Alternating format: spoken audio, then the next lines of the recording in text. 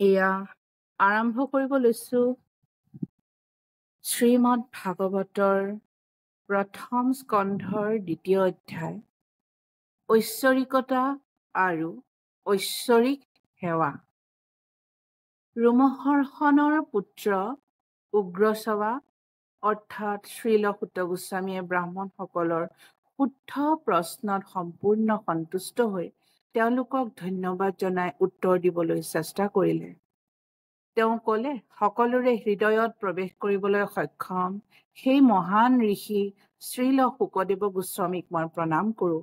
যেতিয়া তেওঁ পবিত্ৰ যজ্ঞ, উপবীত সংস্কাৰ অনুষ্ঠান বা উচ্চ বৰ্ণৰ দ্বাৰা কৰা আচাৰ ব্যৱহাৰ সম্পূৰ্ণ নকৰাকৈ সন্ন্যাস ল'বলৈ গ'ল, তেওঁৰ বিচ্ছেদৰ ভয়ত পিতৃ শ্ৰীল ব্যাসদেৱে চিঞৰি মাতিলে, হে পুত্ৰ! সেই সময়ত বিচ্ছেদৰ অনুভূতিত মগ্ন হৈ শোকত ভাগি পৰা পিতৃৰ শব্দৰ প্ৰতিধ্বনিৰ ৰূপত কেৱল বৃক্ষবোৰেহে উত্তৰ দিছিল। সেই সমস্ত মুনিবিলাকৰ গুৰু শ্ৰীল ব্যাসদেৱৰ পুত্ৰ শ্ৰীল শুকদেৱক মই সাদৰ নমস্কাৰ কৰোঁ, যিয়ে পৃথিৱীৰ গভীৰ অন্ধকাৰময় অঞ্চলসমূহ পাৰ হ'বলৈ সংগ্ৰামৰত ক্লান্ত এই সাংসাৰিক লোকসকলৰ প্ৰতি কৰোণা কৰি বৈদিক জ্ঞানৰ সাৰৰূপ এই পৰম গোপনীয় পুৰাণ অনুভৱৰ দ্বাৰা নিজে গ্ৰহণ কৰি তাৰ পাছত শুনালে। নাৰায়ণম নমস্কৃত্য নৰম চৈব নৰোত্তমম দেৱীম সৰস্বতীম ব্যাসম ততো জয়মুদীৰয়েৎ। বিজয়ৰ মাধ্যম হিচাপে শ্ৰীমদ ভাগৱতৰ পাঠ কৰাৰ বা শুনাৰ আগত সকলো মনুষ্যই ভগৱান শ্ৰী নাৰায়ণ, ঋষি নৰনাৰায়ণ, জ্ঞানৰ দেৱী মাতৃ সৰস্বতী আৰু গ্ৰন্থকাৰ শ্ৰীল ব্যাসদেৱক প্ৰণাম কৰা উচিত। হে ঋষিসকল, আপোনাসৱে মোক সঠিক প্ৰশ্নটোৱে সুধিছে। আপোনালোকৰ প্ৰশ্নবোৰ প্ৰশংসনীয়, কাৰণ সেইবোৰৰ সম্বন্ধ ভগৱান শ্ৰীকৃষ্ণৰ সৈতে জড়িত আৰু এইদৰে সেইবোৰ জগতৰ কল্যাণৰ বাবেই হয়। এনে প্ৰশ্নৰ জৰিয়তেহে সম্পূৰ্ণ আত্মসন্তুষ্টি লাভ কৰিব পৰা যায়। সমগ্ৰ পৃথিৱীখন প্ৰশ্ন উত্তৰেৰে ভৰি আছে। বিনা প্ৰশ্নোত্তৰ কৰি আমি ক্ষণিকো জীয়াই থাকিব নোৱাৰো। মানুহ গভীৰ টোপনিত নপৰালৈকে প্ৰশ্নোত্তৰতে ব্যস্ত থাকে। আত্মাৰ তুষ্টি মাত্ৰ ভগৱান শ্ৰীকৃষ্ণৰ বিষয়ৰ প্ৰশ্নোত্তৰৰ দ্বাৰাহে হ'ব পাৰে। ভগৱানক পাহৰি আমি যিবোৰ প্ৰশ্নোত্তৰৰ অনেক বিষয় বনাই ললো, সেইবিলাকৰ কোনোটোৱেই আমাক পূৰ্ণ তুষ্টি দিব নোৱাৰে।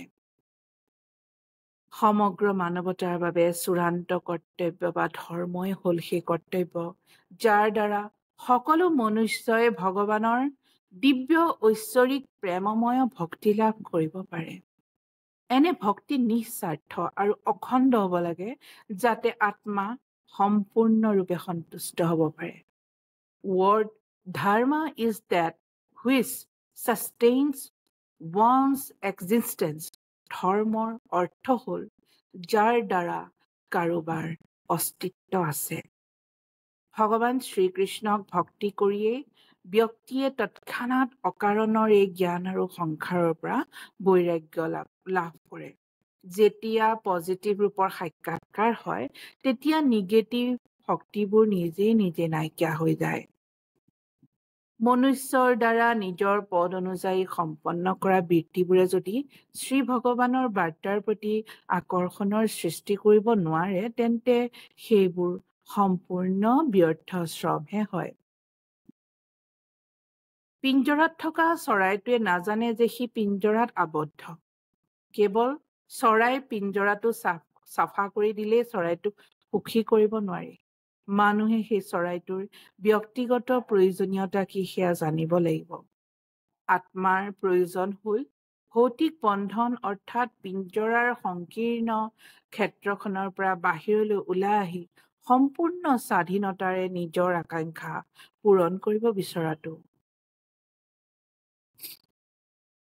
সমস্ত বৃত্তিমূলক কাৰ্যকলাপ নিশ্চিতভাৱে পৰম মোক্ষ লাভৰ অৰ্থী হয়। সেইবোৰ কেতিয়াও ভৌতিক সাংসাৰিক লাভৰ বাবে সম্পন্ন কৰা উচিত নহয়। ইয়াৰ উপৰি ঋষিসকলৰ মতে যিসকল ব্যক্তিয়ে সৰ্বোচ্চ বৃত্তিত অৰ্থাৎ পৰম ধৰ্মত নিয়োজিত হৈ থাকে তেওঁলোকে কেতিয়াও ইন্দ্ৰিয় সন্তুষ্টিৰ বিকাশৰ বাবে সাংসাৰিক লাভৰ কোনো কাম কেতিয়াও কৰা উচিত নহয়।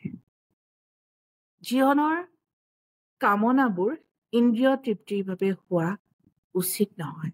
মানুহে কেৱল সুস্থ স্বাস্থ্যকৰ জীৱন বা আত্ম উপলব্ধিৰ কামনাহে কৰা উচিত। কাৰণ মানৱ জীৱন পোৱা গৈছে পৰম সত্যৰ বিষয়ে জানিবলৈ। ইয়াৰ বাহিৰে মনুষ্যৰ কৰ্মৰ আন কোনো লক্ষ্য থাকিব নালাগে। পৰম সত্য জনা বিদ্যান আধ্যাত্মিক তত্ত্ববিদসকলে এই অনন্য সত্তাক ব্ৰহ্ম, পৰম আত্মা বা শ্ৰী ভগৱান নামেৰে মাতে। ব্ৰহ্ম, পৰমাত্মা আৰু শ্ৰী ভগৱান গুণগতভাৱে একেই হয়। জ্ঞান আৰু ত্যাগেৰে সংযুক্ত হৈ এজন জিজ্ঞাসু সাধক বা ঋষিৰ পৰা বেদান্ত শ্ৰুতি শুনি অৰ্জন কৰা ভক্তিৰ জৰিয়তে পৰম সত্যৰ অনুভূতি কৰা হয়। সেয়েহে দ্বিজশ্ৰেষ্ঠসকল সিদ্ধান্তটো হ'ল এই যে বৰ্ণাশ্ৰম ধৰ্ম অনুসৰি নিজৰ কৰ্তব্যসমূহ পালন কৰিলে যি পৰম সিদ্ধি প্ৰাপ্ত হ'ব পাৰে সেয়া হ'ল শ্ৰী ভগৱানক প্ৰসন্ন কৰা। গতিকে নিৰন্তৰ আৰু অবিৰতভাৱে একাগ্ৰতাৰে ভক্তসকলৰ ৰক্ষক সেই পূৰ্ণ পুৰুষোত্তম ভগৱানৰ বিষয়ে শ্ৰৱণ, কীৰ্তন, স্মৰণ আৰু পূজা কৰা উচিত। ইয়াত উল্লেখ কৰা বৰ্ণাশ্ৰম হৈছে সমগ্ৰ বিশ্বৰ মানৱ সমাজক 4টা বৰ্ণ আৰু 4টা আশ্ৰমত বিভক্ত কৰা হৈছে।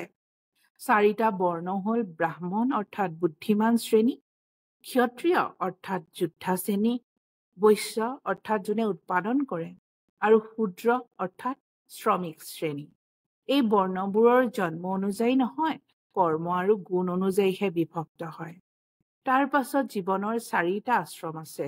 সেয়া হ'ল ব্ৰহ্মচাৰী অৰ্থাৎ ছাত্ৰ জীৱন, গ্ৰাহস্থ অৰ্থাৎ গৃহস্থী ধৰ্ম, বানপ্ৰস্থ আৰু সন্ন্যাস। জীৱনৰ এই প্ৰতিটো বিভাগৰ উদ্দেশ্য হৈছে শ্ৰী ভগৱানক সন্তুষ্ট কৰা। মানৱ সমাজৰ এই প্ৰতিষ্ঠানক বৰ্ণাশ্ৰম ধৰ্ম বুলি জনা যায়, যিটো সংস্কৃতিবান জীৱনৰ বাবে অতি স্বাভাৱিক। বৰ্ণাশ্ৰম ধৰ্মৰ সৃষ্টি এইবাবেই কৰা হৈছে যাতে পৰম সত্যৰ উপলব্ধি কৰিব পৰা যায়। হাতত তৰোৱাল লৈ বুদ্ধিমান ব্যক্তিয়ে ভগৱানক স্মৰণ কৰি কৰ্মৰ বন্ধন কাটি পেলায়। গতিকে এনে কোনো মানুহ থাকিব পাৰে যি তেওঁৰ বাৰ্তাৰ প্ৰতি ধ্যান নিদিব। আমি যে মুক্তি বুলি কৈ থাকো, মুক্তি মানে কি? মুক্তি মানে কৰ্মৰ চক্ৰৰ পৰা মুক্তি। যি ব্যক্তিয়ে ভগৱান শ্ৰীকৃষ্ণৰ দিব্য লীলাবোৰৰ অহৰহ স্মৰণ কৰে তেওঁ স্বয়ংক্ৰিয়ভাৱে মুক্তি লাভ কৰে। গতিকে ভৱবন্ধনৰ পৰা, সাংসাৰিক বান্ধোনৰ পৰা মুক্তি ভক্তিৰ গৌণ ফল। কেৱল আধ্যাত্মিক জ্ঞান লাভৰ দ্বাৰা মুক্তি নিশ্চিত নহয়। এনে জ্ঞানক ভক্তিৰে আৱৰণ দিয়াটো অতি প্ৰয়োজনীয়, যাতে শেষত ভক্তিৰ প্ৰাধান্যতাহে থাকে, তেতিয়াহে মুক্তি সম্ভৱ। আনকি সকাম কৰ্মীসকলৰ কৰ্মও যদি, সকাম কৰ্মী মানে যোনসকল কৰ্মীয়ে সকলো কৰ্ম ফলৰ আশা কৰি কৰে, সেই সকাম কৰ্মীসকলৰ কৰ্ম যদি ভক্তিৰে কৰা হয় তেন্তে তেওঁলোকো মুক্তিৰ দিশত যাব পাৰে। ভক্তিৰে আৱৰণ দিয়া কৰ্মক কৰ্মযোগ বোলা হয়। একেদৰে ভক্তিৰে আৱৰণ দিয়া অভিজ্ঞতা ভিত্তিক জ্ঞানক জ্ঞান যোগ বুলি কোৱা হয়। কিন্তু বিশুদ্ধ ভক্তিযোগ এনে কৰ্ম আৰু জ্ঞানৰ পৰা স্বাধীন হয়, কাৰণ ই কেৱল বদ্ধ জীৱৰ পৰা পৰিত্ৰাণ দিয়াই নহয়, এই বান্ধোনৰ পৰাই পৰিত্ৰাণেই নিদিয়ে, প্ৰভুৰ প্ৰতি প্ৰেমময় ভক্তিও প্ৰদান কৰে। অৰ্থাৎ এই আমাৰ জীৱসকলক বান্ধোন, শাৰীৰিক বান্ধোনৰ পৰা পৰিত্ৰাণ দিয়ে আৰু লগতে প্ৰভুৰ প্ৰতি প্ৰেমময় ভক্তিও প্ৰদান কৰে। গতিকে প্ৰভুৰ বিষয়ে শ্ৰৱণ কীৰ্তন গাই ধ্যান কৰি আৰু তেওঁৰ উপাসনা কৰি অহৰহ তেওঁক স্মৰণ কৰা উচিত। এইটোৱে হৈছে ভক্তিৰ সঠিক পদ্ধতি। হে ব্ৰাহ্মণসকল, যি ভক্ত সকলো পাপৰ পৰা সম্পূৰ্ণ মুক্ত, তেনে ভক্তক সেৱা কৰাটো এক মহান সেৱা। এনে সেৱাই শ্ৰী বাসুদেৱৰ কাহিনী শুনাৰ প্ৰতি আৰু আগ্ৰহৰ সৃষ্টি কৰে। প্ৰত্যেক হৃদয়ত পৰমাত্মা ৰূপত অৱস্থিত আৰু সত্যনিষ্ঠ ভক্তৰ হিতকাৰী ভগৱান শ্ৰীকৃষ্ণই সেই ভক্তৰ হৃদয়ৰ পৰা শাৰীৰিক ভোগৰ আকাংক্ষা আঁতৰাই কৃষ্ণ কথা শুনাত ৰুচি উৎপন্ন কৰি লয়। কাৰণ এই কথাবোৰ সঠিকভাৱে শ্ৰৱণ কীৰ্তন কৰিলে অত্যন্ত পুণ্যপ্ৰদ হয়। এতিয়া আমি বুজিলোনে বাৰু? আমি বিশেষ কষ্ট কৰিব নালাগে। আমাৰ হৃদয়ত থকা পৰমাত্মাই আমাক বাট দেখাব।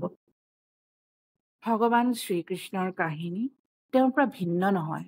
গতিকে যেতিয়াই কোনোবাই ভগৱানৰ কথাৰ শ্ৰৱণ কীৰ্তন কৰে, তেতিয়াই বুজিব লাগিব যে ভগৱান শব্দৰূপত সেই স্থানত উপস্থিত আছে।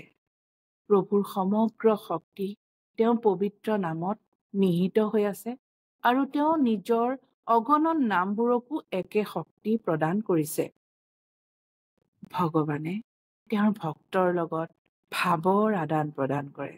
ভগৱানে যেতিয়া দেখে যে ভক্তজন তেওঁৰ সেৱা কৰিবলৈ পূৰ্ণ নিষ্ঠাৰে যত্ন কৰি আছে, তেতিয়া তেওঁ ভক্তৰ ভিতৰৰ পৰা এনেদৰে কাম কৰে যাতে ভক্তজন সহজেই তেওঁৰ ওচৰলৈ ঘূৰি যাব পাৰে।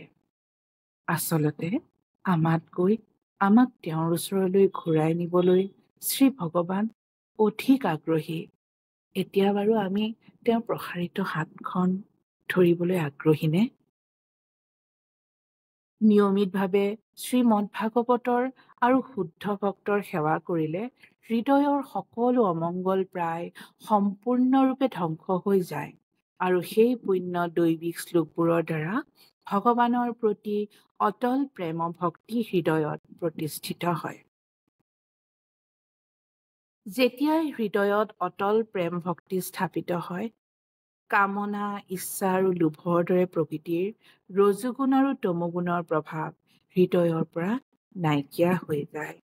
তেতিয়া ভক্ত সত্যগুণত স্থিত হৈ অত্যন্ত সুখী হৈ পৰে। আজিলৈ ইমানেই।